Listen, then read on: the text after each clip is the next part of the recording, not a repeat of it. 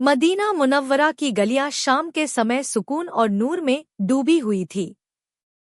मस्जिद नबवी के आंगन में पेड़ों की ठंडी छांव, मिट्टी की खुशबू और मुअज्जिन की दर्द भरी आवाज दिलों को अल्लाह की याद में बांध देती थी। यह वह दौर था जब इस्लाम दिन ब दिन मजबूत हो रहा था, मगर साथ ही परीक्षाएं भी बढ़ रही थी। उस समय एक नौजवान रहता था जिसका नाम जैद था। जैद एक साधारण इंसान था, मगर उसके दिल में सच्चाई, इंसाफ और ईमान की तलाश थी।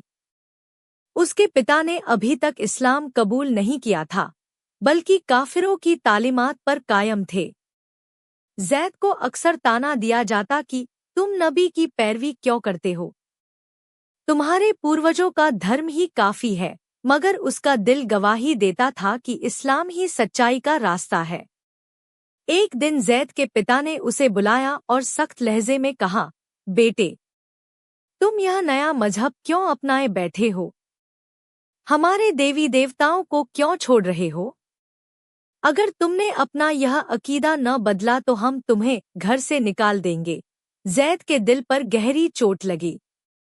माँ के आंसू, बहनों का प्यार और बचपन का घर, सब उसकी आंखों के सामने था। मगर उसने पूरे हौसले के साथ कहा, अब्बा जान, मैंने हक पहचान लिया है।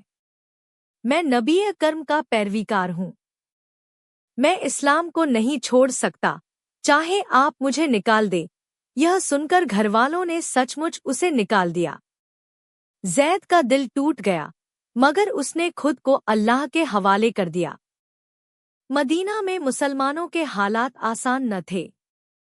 तिजारत में नुकसान पहुंचाया जाता, जमीनें छीनी जाती और दुश्मन तरह तरह की साजिशें करते। जैद भी बेघर होकर मस्जिद के आंगन में सोने लगा। कई रातें उसने भूख प्यास में गुजारी, लेकिन जब भी नमाज का वक्त आता, वह सब कुछ भूलकर अल्लाह के सामने खड़ा हो जाता। एक दिन हजरत उमर ने उसे देखा और पूछा, भाई, तुम परेशान क्यों लगते हो? जैद ने अपनी सारी हालत सुनाई।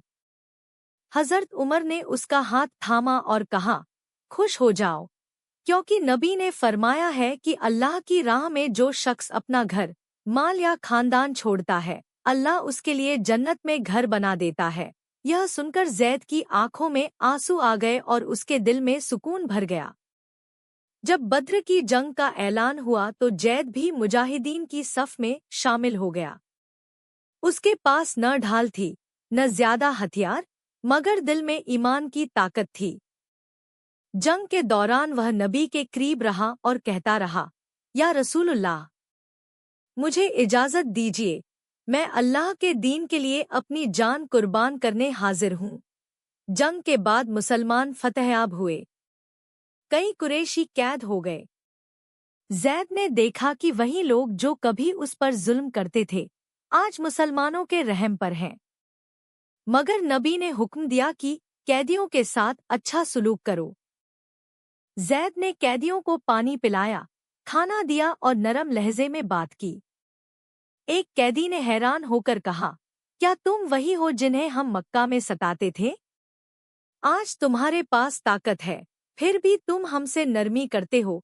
जैद ने मुस्कुराकर जवाब दिया, हाँ, यही है इस्लाम का असली चेहरा। हम जुल्म नहीं करते, हम इंसाफ करते हैं। वक्त गुजरता गया, इस्लाम फैलता गया। जैद भी तिजारत करने लगा और अल्लाह ने उसे रिस्क में बरकत दी।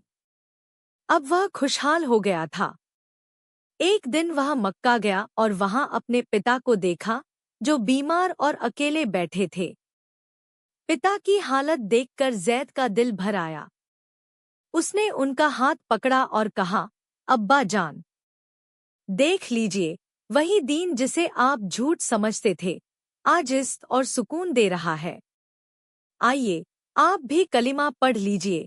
पिता की आंखों से आंसू बह निकले। उन्होंने कहा, बेटे, तुमने मुझे कभी बद्दुआ नहीं दी, हमेशा अच्छा सलूक किया। तुम्हारा दीन वाकई सच्चा दीन है। यूं उन्होंने कलिमा पढ़ा और इस्लाम में दाखिल हो गए।